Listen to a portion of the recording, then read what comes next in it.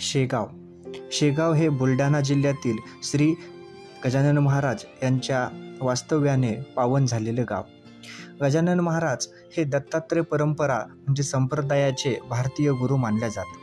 त्यांचा जन्म हा निश्चित असा कोणालाही माहिती नाही, परंतु पहिल्यांदा साधारणतः त्यांना त्यांच्या वयाच्या 30व्या वर्षी म्हणजेच 23 फेब्रुवारी 1878ला प्रथमतः ते दिसले आणि त्या दिवसापासूनच त्यांचा प्रकट दिन त्यांचे भक्तगण हे 23 फेब्रुवारीला साजरा करतात.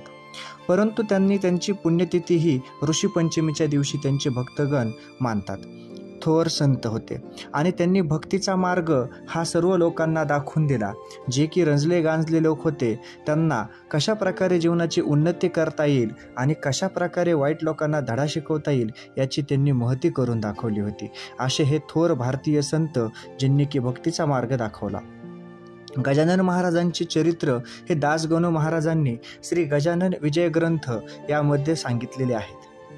23 फेब्रुवारी 1878 दिवशी शेगाव येथे म्हणजे जिल्हा बुलढाणा येथे दिगंबर अवस्थेमध्ये देवीदास पातुरकरांच्या मठाबाहेर उष्ट्या पत्रावळीतील शिते खाताना त्यांना प्रथमतः पाहिल्या गेलं. त्यावेळेस दासगणू असं म्हणतात की कोण हा कोठीचा काहीच कळेना, ब्रह्माचा ठिकाणा कोण सांगे, साक्षात ही आहे परब्रह्म मूर्ती, आलीसे प्रचिती बहुतांना. याचाच अर्थ काय की हा कोण कुठला आहे काहीच कळेना, परंतु हा ब्रह्माचा ठिकाणा आपल्या कोणाला कसा सांगता येईल, कारण आपण खूप सामान्य आहोत त्या ब्रह्माचा ठाव ठिकाणा शोधण्यासाठी. आपल्या जीवाचं आणि शिवाचं मिलन नाही झाल्यामुळे आपल्याला अशा मोठमोठ्या ज्या महती असतात, मोठमोठे संत असतात ते आपल्याला समजू शकत नाहीत. साक्षात ही परब्रह्म मूर्ती आहे आणि ह्याची प्रचिती खूप लोकांना आलेली आहे असे दासगणू महाराज वरील श्लोकातून त्यांचं वर्णन करतात. महाराजांची आवड जर पाहिली तर महाराजांना झुणका भाकरी, मुळ्याच्या शेंगा, हिरव्या मिरच्या तसेच पिठी साखर ही खूप आवडत असे. महाराजांना सर्वप्रथम पाहिले ते कोणी तर बंकटलाल अग्रवाल आणि दामोदरपंत कुलकर्णी यांनी.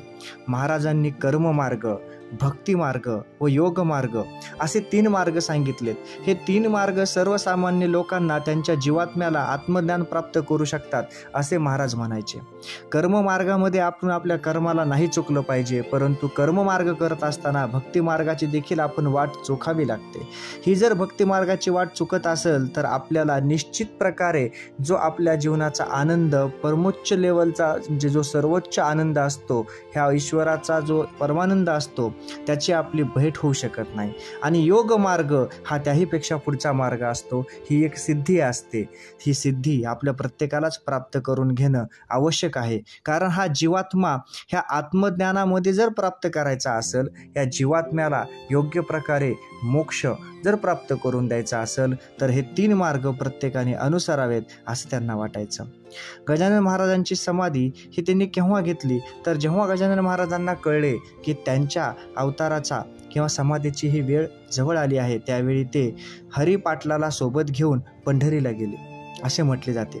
आणि त्यांचा असा विचार होता की पंढरीला समाधी घ्यावी, परंतु विठ्ठलाच्या आज्ञेनुसारच त्यांनी शेगावला समाधी घेण्याचे निश्चित केलं. समाधी घेण्यापूर्वी महाराजांनी एक गोष्ट सांगितली. ते म्हणाले की आम्ही आहोत येथे स्थित, तुम्हा सांभाळण्याप्रती सत्य, तुमचा विसर पडणे नसे. म्हणजे काय की आम्ही येथे स्थित आहोत आणि तुम्हाला सांभाळण्याप्रती आम्ही इथं सत्यवचनाप्रमाणे सामील आहोत. तुमचा विसर पडणे आम्हाला शक्य नाही. 8 सप्टेंबर 1910 रोजी ऋषीपंचमीच्या दिवशी महाराजांनी समाधी घेतली.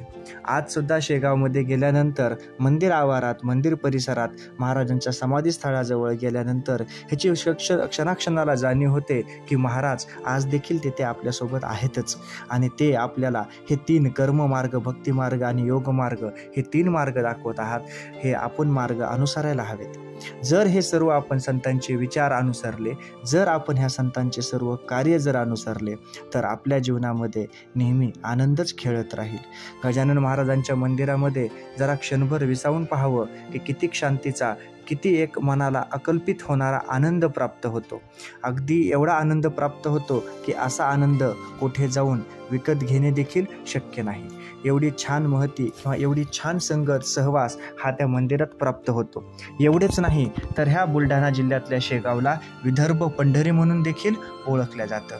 शेगाव संस्थानाचं जे गजानन महाराज संस्थान आहे त्यांचे अनेक प्रकारचे सेवा चालतात. निशुल्क बस सेवा चालते, वाहनतळ देखील निशुल्क आहे.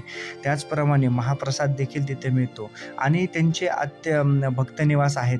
अत्यल्प खर्चामध्ये असलेले त्यांच्याकडे आनंद विहार भक्तनिवास आहे, विसावा भक्तनिवास आहे. अत्यल्प दरामध्ये भोजन व्यवस्था आहे, नाश्त्याची व्यवस्था, चहा पाण्याची व्यवस्था, निवास व्यवस्था केल्या जाते. हे सर्व मंदिर ट्रस्टतर्फे केलं जातं. बाळापूर रोडवर, बाळापूर शेगाव रोडवर जवळपास मंदिरापासून 2.5 किलोमीटर अंतरावर आनंद विहार आहे. त्याचप्रमाणे तिथं विसावा देखील राहण्यासाठी निवासाची व्यवस्था केलेली आहे. मुंबई जवळचं रेल्वे स्टेशन जर कोणतं असेल तर ते म्हणजे शेगाव रेल्वे स्टेशन आहे. तसेच अकोला देखील जवळचं रेल्वे स्टेशन आहे. मुंबई, भुसावळ, नागपूर या रेल्वे ट्रॅकवर हे रेल्वे स्टेशन येतं. शेगावचं प्रसिद्ध म्हणजे काय तर प्रसिद्ध असलेली ही कचोरी आहे, जिला की शेगाव कचोरी म्हणून ओळखल्या जाते. हिला ISO मानांकन देखील प्राप्त झालेलं आहे. अशा प्रकारे शेगावमध्ये गेल्यानंतर आपल्याला व्यंकटलालचं घर पाहता येतं, जिथे की आपल्याला महाराज प्रथमतः दिसले होते.